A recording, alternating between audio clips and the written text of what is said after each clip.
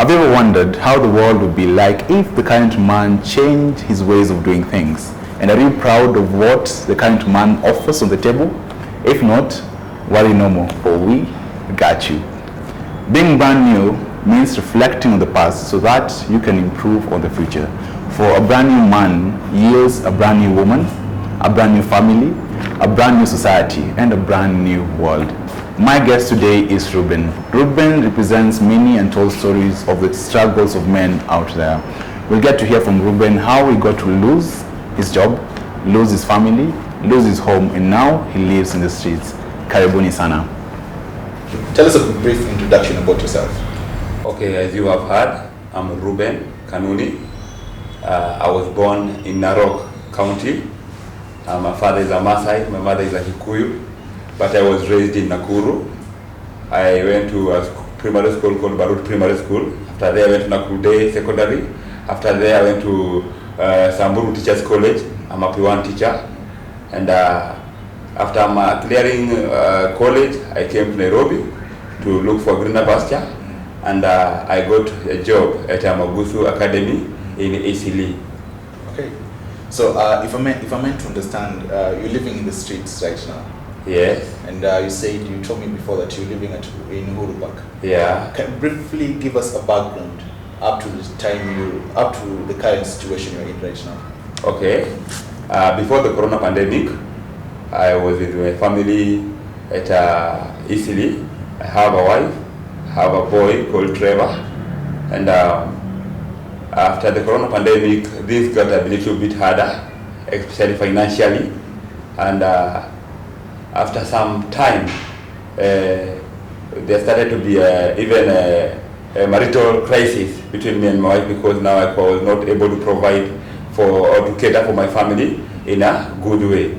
So there was that crisis, and I also started becoming reacting with anger expulsions because I thought my wife did not understand me, or I expected her to understand the situation, but she couldn't. So I started being a little bit violent, and that led to my home being broken. And after my home got broken, the next thing that hit me was a depression, lack of energy of even looking for work. Now, after some time again, my house got locked by the landlord. After my house got locked, that's how I found myself in the street. Briefly tell us about, you talked about depression. Can you take us bit by bit how your depression started and how you ended up? How did it affect you? Okay. It affected me a lot, because after now I lost my job. I expected maybe my wife would support me, and because my family was what can I say? Pillar. Was my pillar. Yeah, my family was my pillar. So when my family left me now, I felt like I had lost everything now. There was nothing to live for. So I started locking myself in the house. Like sometimes 2 days I did not come out. I was withdrawn, and before I knew it, now I was thrown out of the house. Now there was nowhere to hide now. And was there any point that you felt suicidal? Yeah. After now, that particular day, the first day, I was thrown out of the house. I did not know where to go. I did not know who to tell that my house had been locked. Now I definitely knew this was going to be my first day to sleep in the street. So I was like, man, how will I be able to do it? There is curfew, you see? So I'm walking around, I'm seeing everybody going home, and I'm like, where will I go, man? Everybody's like going home, you see? Understand. Man, you see, that night, it was painful, man. See, I'm seeing like everybody's busy, running. And for me, I can't run. I'm in town. Where would I run and go? I'm like just looking at them, admiring them, wishing, like, you see, having a home is not something to be taken for granted. Yesterday I had a home, today I'm the one who's crying in the street without a home. So that first day was hard. I started moving around with my bag. I had a small backpack. So moved around with it. Tried to talk to the soldiers in the streets. Hey man, can you allow me to sleep here? And they were like, no. people are not allowed to sleep here. When the other soldier, we're allowed to sleep here. No. They were all like, they don't know. Yeah, they don't. So, they woke up. Yeah. If I can cut it short, how long have you been living in the streets? Now it's 1 month and a few days, because it was last month on 17th. Yeah, so I think it's 1 month and a few days. Okay. So can you briefly just take us through your life in the streets? Is it hard as people out there think it is? Okay, it is hard, but after some times you can adapt. Okay. It's quite hard, because during the first days, first is the issue of security before you even come to cold and sleeping uncomfortably because you're sleeping on the floor. There's no mattress. Mosquitoes are there. You have no mosquito net. But before you come to that, I think the most pressing matter is the security. Okay. Because out there, they are dangerous people. And when they see you, that there's a newcomer who has come, they definitely expect to have something. Okay. For example, for me, the first time I slept, they thought I had a phone, but fortunately or unfortunately, I had stolen my phone, just to try to save my situation. And when they came, they woke me up. In fact, I had hidden somewhere because you see the watchman now, they could not let me sleep where it was safe. Okay. So I had to go and hide myself. So, but there is no place to hide in these streets. You have to be known. For you to be able to survive in this street, you have to be known. You cannot hide. They'll get you. So they got me. And I was deep asleep because I was tired, because the whole day I had been walking around, so I was tired. So at the end of the day, even if it was in the street, the sleep came and took me over. So I was sleeping. And then to be woken up with a knife on my throat. You see? Like, where is your phone? I told them, no, I don't have a phone. We shall cut your neck. We shall split your throat. Can you give us the phone? There is no you can tell us you don't have a phone. You see? So I talked to them, and at the end of the day, they believed me. And they believed they did not have a phone. I only had a few coins in my pocket. They took them, and they left me. So after there was still a few days. They will come. I'll change position. Today I'll sleep here, tomorrow there. Like switch like that.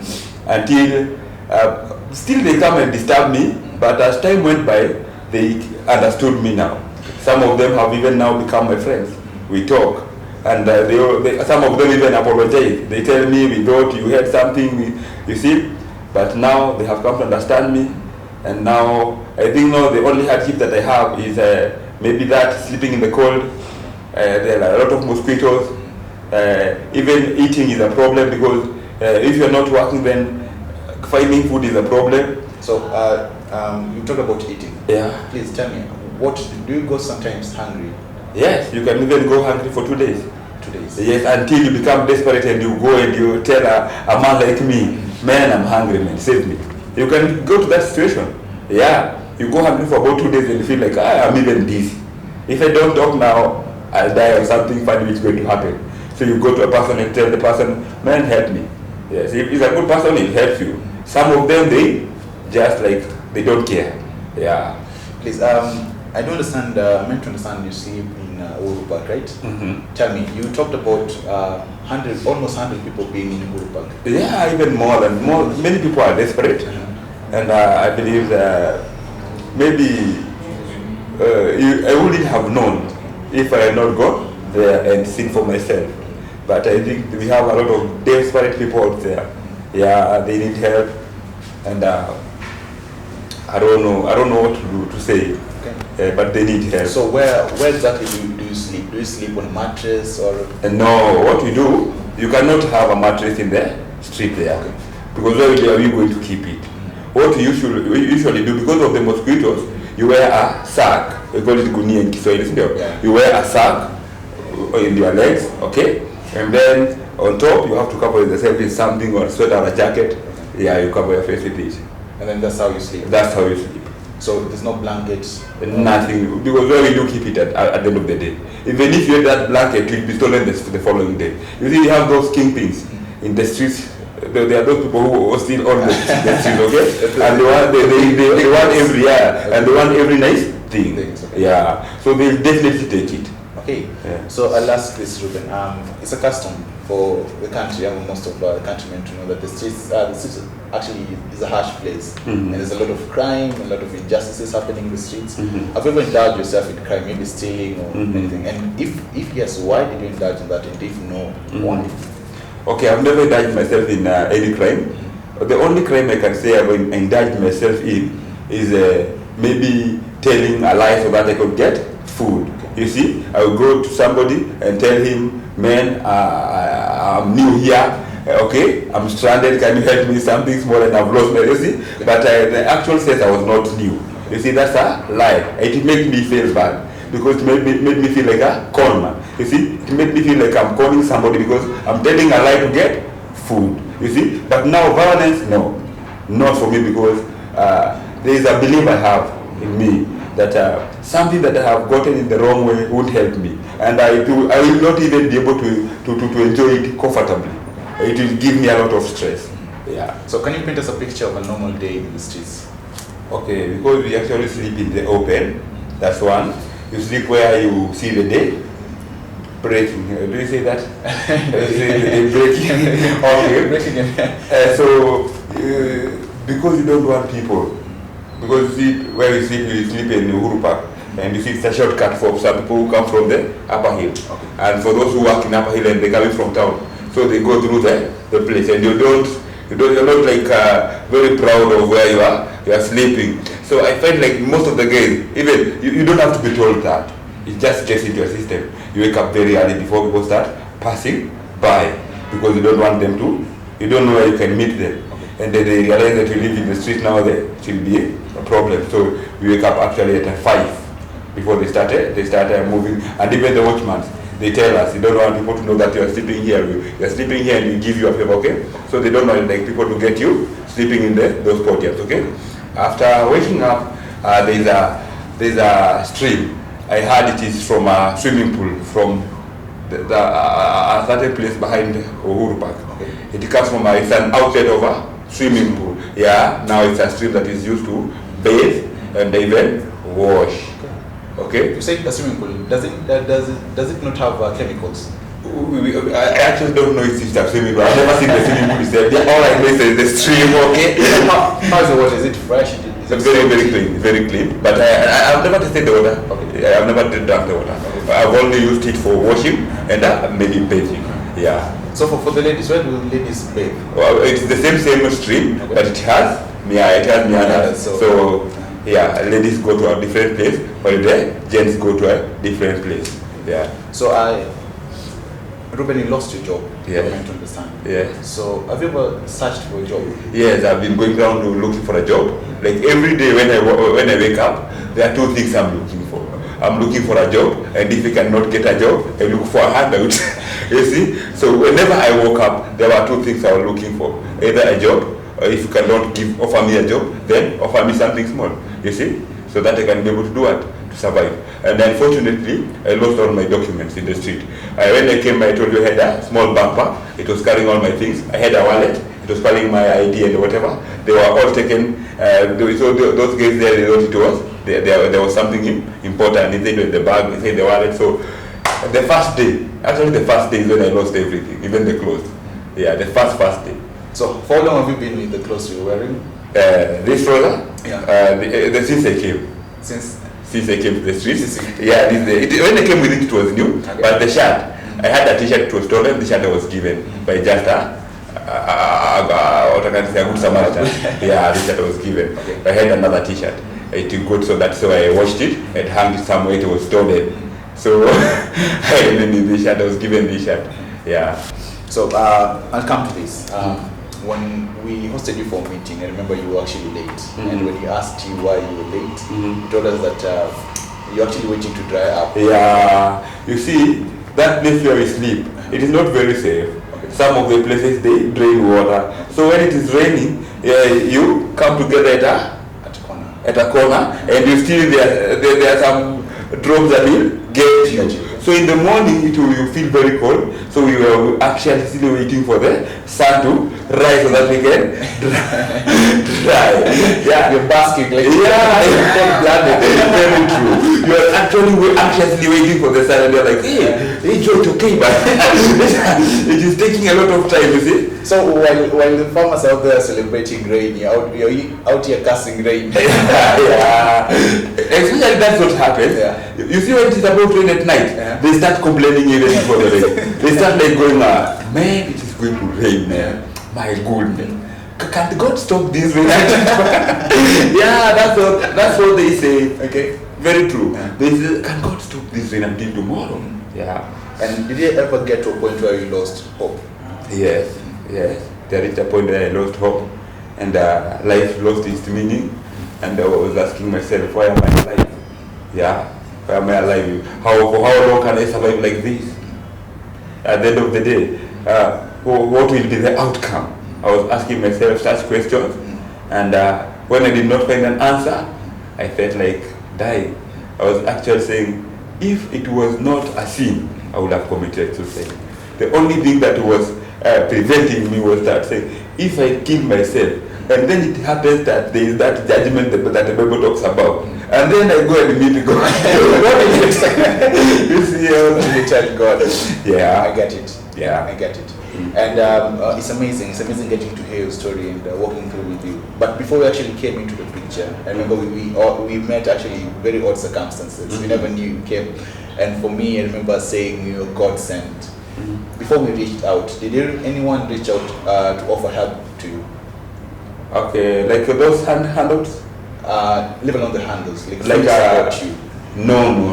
Many people are not even interested. Many people even did not want to know why you are in the street. So tell them, I'm in the street and they did something. They give you like $50. They want you to go. Okay? Off with your. They don't want to get that deeper story. Do you ever think about your family? Yes, I think about them every day. Yeah, I love my child very much, and I don't know if I love my wife as much now. Now let's come to that. Why do you feel like there's a lot when it comes to you loving your wife? Why do you feel like you don't love your wife a lot? I feel like there was okay, I don't know. People can understand this, but I feel like she betrayed me. Okay. I feel like she was supposed to understand that the situation, and I think instead of understanding the situation, she gave me much pressure. Okay. I already had enough pressure, and she pressured me more until she made me become a violent man. Something that I had never done. We had never fought. We were peaceful. We used to live peaceful. And I used to go to talk to my friend who they had a marital crisis. I hear them fighting. I'll talk to them. I'll call them. You see, you're not supposed to fight. I used to advise them. Now I found myself doing the same, and I realized now I had lost control. So you just saying it's the time you actually fought with your wife? Yeah, not once. Before she went away. We started fighting like it was now a norm, like every day. You see, there was that. The moment I realized she could not understand me, and my heart changed towards her. And are you proud about that? I'm not proud. I'm not proud about that at all. I'm not. And what was that one thing that you've learned through this whole process, this whole period of you going through a lot, ending up becoming violent to your family? Mm-hmm. What have you learned from that? Is it something that you sleep and regret doing? Yes. But one thing I would say is this: it's good sometimes for people, if people are married, it's good for them to encourage each other and to look for the right ways to solve their issues. I know there are a lot of issues in marriage, but people solve them in the wrong way. For example, the ways I used. Maybe I thought if I beat my wife up, she will be like humble and be able to listen to me and understand me. But instead of that, we drew apart. Yeah. So, if I'm meant to understand, you have a mother, right? Yes. And she's in Nakuru. Yes. Why have you never thought of reaching out and telling her your state? It was telling her my state. Yeah. Because what can I say? I'll say it's because of that ego, you see. I don't want my mom knowing that I'm going through what I'm going through. And as much as I know it, she will not be in a position to help that much. And when they came here, my plan was to come and make it in life and go give her a hand of help, you see. But now coming here and failing, and now telling her that I failed, man, it will be bad. Yes. When you first met, you told us briefly about your story, and then you kind of told us you never had a father. Yeah, okay, I have a father, but he only raised me up to 7 years old. After there, they broke up with my mother, and we were living in Narok. My father is actually a Maasai, but my mother is a Kikuyu. So we moved from Narok to Nakuru. So that's how I was raised in Nakuru. But I would have been raised in Narok. I would be a Maasai right now. Maybe I would be in Shuka. I don't know. Yeah. Attraction. Yeah. But now I was raised in Nakuru. Okay. So that's how I got to be raised by a single mom. She struggled a lot because it was me and my sister, and she's not employed by the government. It's through hustles. Okay, going to the market, selling this, selling that, like that. And do you feel like not having a father figure affected you becoming? A lot. I think a boy child especially. You see, a girl child, the mother will understand so many issues about her. But a boy child now without a father, it is a hard thing to grow up. And your mom is raising you. You know, she'll try to raise you like a girl. She's not a man. She's never gone through what men go through when they grow up. Okay. So she'll raise you like a lady. She'll expect like maybe when you come out of school, you stay in the house. Okay? Playing a lot with the guys, it was not a normal thing to me. I will come from school, wash the utensils of the fast food, wash the utensils, start preparing for what we shall cook for supper. So it's a typical fast food, right? Yeah. Now, I think there is that even the boys will bully me a lot, even in school, because I was a bit, you see, there was not that confidence like a man. Yeah. You see, I think being brought up by a woman, she'll try to bring you up like a woman. Yeah, like a lady, yeah. You see, so I think the father is very important, and especially when now you have grown up. Okay. When you have grown up, the father will understand you, because as a man, there is some things you go through. You have your gang, maybe they tell you, let us go out. You see, your mother will not understand, but your father will be like, even me at that age, I did what he is doing. Okay. So he'll understand. So sometimes again, my mother, are after him. Okay. Maybe when we went for a gig, it was baka chair, you see, okay. And she'll be worried when I came in the morning. She'll be like very angry, you see. But I understand if my father was there, she will be cool. You see. And this even for right now, it will be easy for me to explain to a man, especially my father, if he was alive, if he was I mean they are not alive, he's alive. If he was there, it would have been easy for me to do it, to explain to him the situation that I'm going through. But my mother now, I don't want to break her anymore. I don't want to give her hardships anymore. I don't want to give her stress anymore. She has gone through enough stress. Now it's my time maybe to help her, or I don't know. You said your father was actually in the picture until you were 7, right? Yeah. How was the relationship between your father and your mom? And my mother.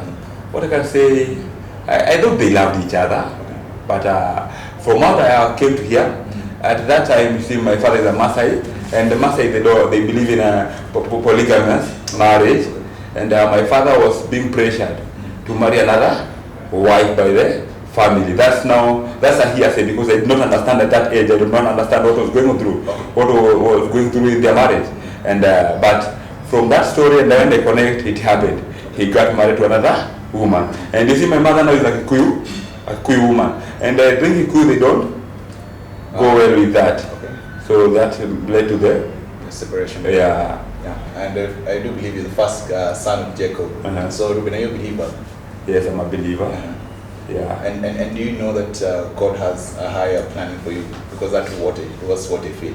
Yeah, but now there was that point you asked me if I had lost hope. Now I was even doubting the existence of God himself. I was like, if God do exist, why am I going through this?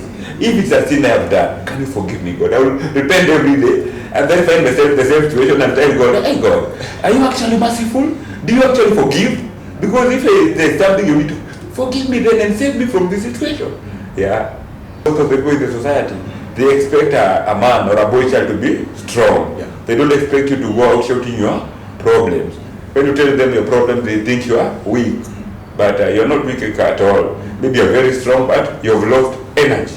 Yeah. So just in case your mom, if you're to tell your mom just one thing, what's that one thing you tell your mom?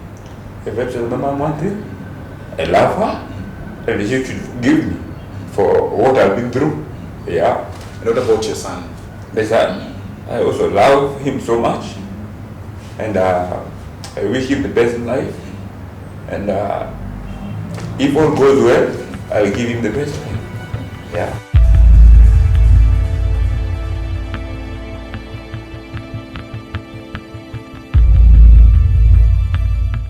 You said there are a lot of you sleeping in the streets, Mm-hmm. and we do have this narrative that most of the people in the streets are normally illiterate, right? Mm-hmm. And you speak such nice English, and according to your story, I'm meant to understand that a lot of people going through what you're going through, Yeah. and they're so intellectual. Yeah. So are there some people with the same knowledge that you have?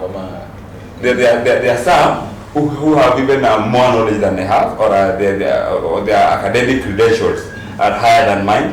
Because we even have a graduate, but she was salvaged by a church called Crisco. Okay. You know, there's a church called Crisco just next to Huru Park. Yeah. Yeah, there's a lady they salvaged from the street, and she is actually a second bachelor's, what do they call it? Second honor. Second honor. Yeah, in education, and she was living in the street with a child. So, and I have a friend also. He's a young man.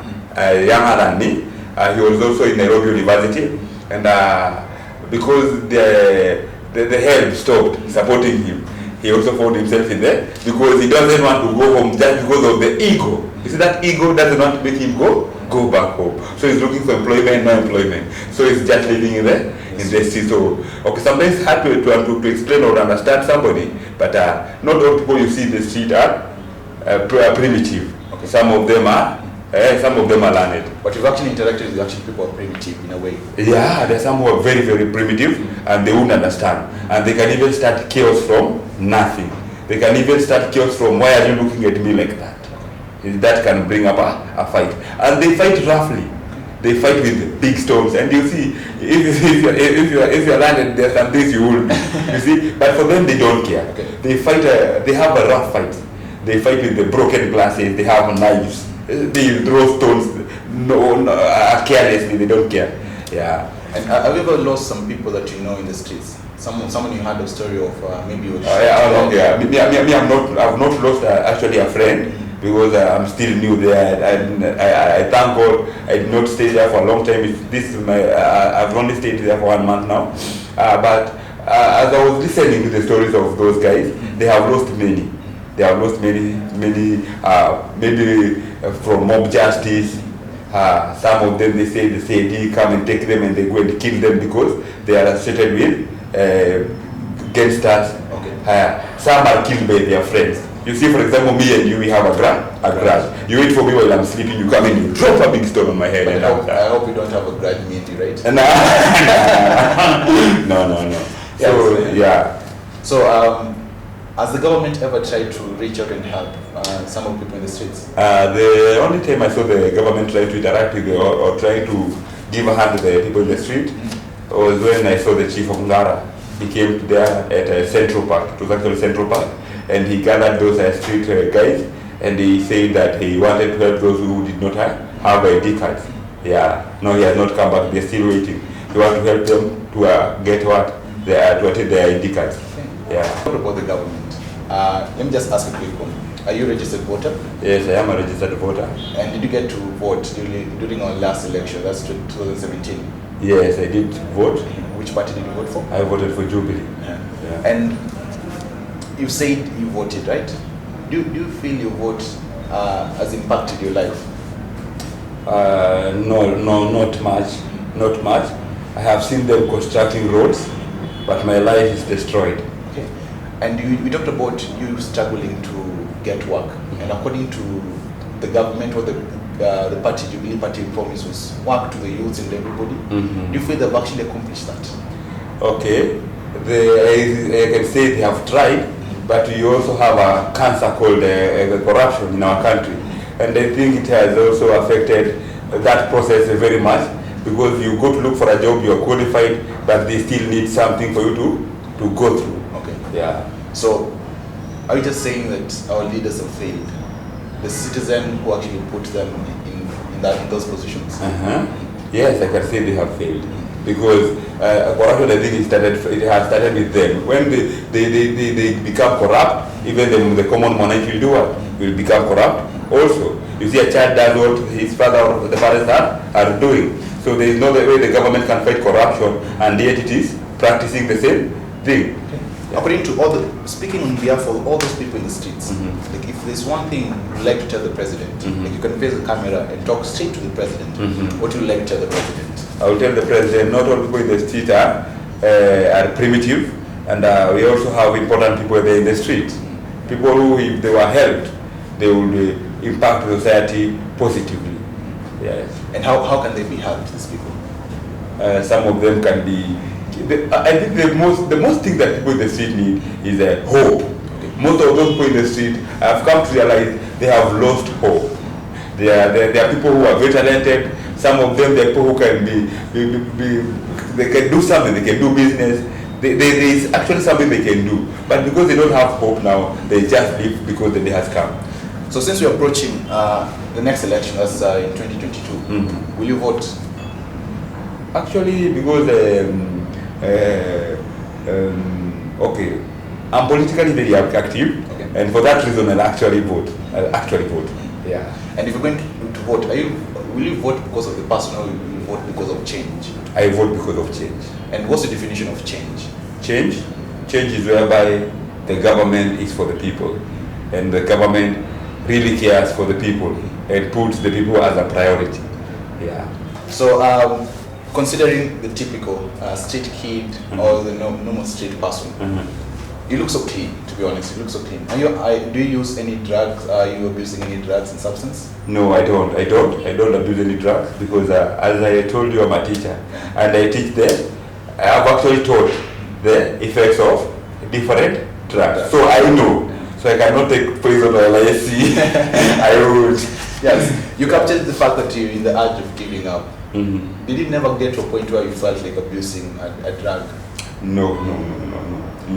And what, the time that you're actually in argument with your family was breaking apart, were you ever influenced taking maybe alcohol? Yes, at one time I got influenced by a friend. And okay, he's a bit mature than me, he's a grown up. And I expected him to give me nice or sound advice. But the advice he gave me is like, you see, women, they should not tell you what to do. And we went to a pub, and that time I got to something more like I got drunk very fast because I'm not used to it. So the nigga was giving like, when am I getting tipsy? Yeah. I took a very little amount, and it had a very great effect. And that night also we fought with my wife. I fought. So I believe alcohol is not a solution. And the following day I was feeling very bad. You see those hangovers, like a headache. No, I did not like it. I did not like what I felt. You broke your marriage because of alcohol. Now you have these effects that you don't like. Yeah. So would you ever advise someone to take alcohol to escape the problem? No, what I have come to realize, it is good to deal with your situations with a sober head. You see, with a sober head, people can even help you. For example, there was a time I was in a hotel, I was eating, and there's this man who comes and he wants to be given a debt. Okay? To be given a? To eat on a debt. Yeah, debt. So he was drunk, and the owner of the hotel told him, you see, if you are not drunk or up, help you. But you see now you got money for drinking, and you don't have money for food, now I won't help you. So I think sometimes it is good to deal your problems with a sober head. You can find a person who can be able to help you. But when you're drunk, you'll not be able to deal with situations the right way. So at a scale of 1 to 10, how many people in the street actually abuse these drugs? And which drugs are commonly found in the streets? The drugs that are commonly found in the street are bangi, petrol, they call it musini. Musini, the street kids. Musini. So you hear them asking for musini, or you see them with a cloth on their mouth. No, it is what they're inhaling it, okay? Most of them you'll see them in the evening. If not gulu, they have a small cloth with petrol in the mouth. Okay.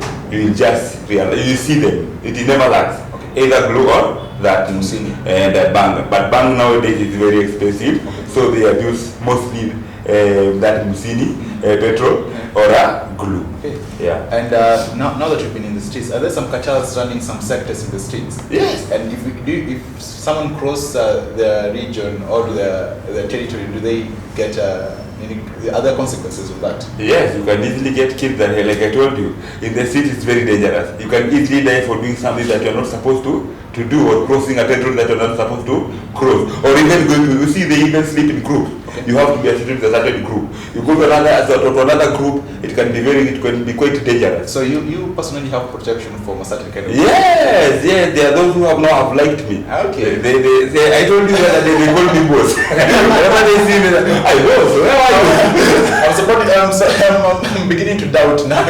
You're the boss now. Yeah. How am I not to know you're the cartel distributing these drugs? Okay.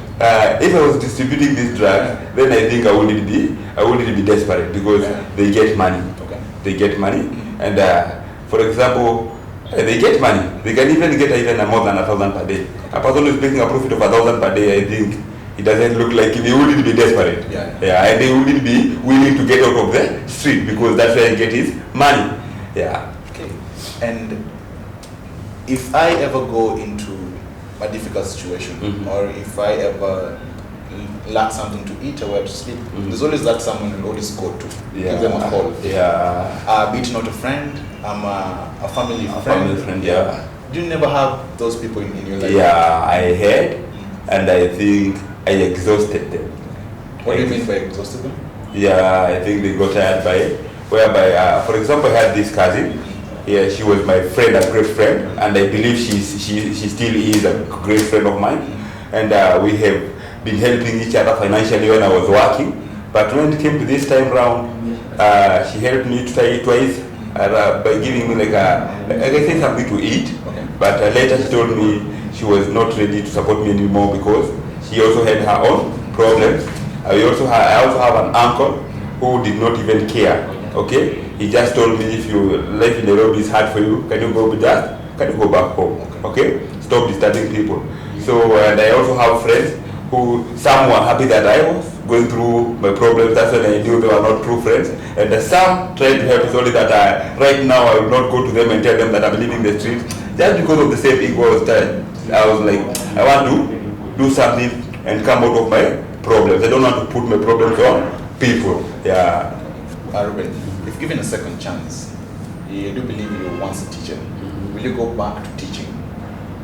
Or what else can you do apart from teaching? Actually, from last year, teaching has really discouraged me. And even at first when I was going to college, I just went because I was being sponsored. So it was not my passion. But I've been doing a great work while teaching.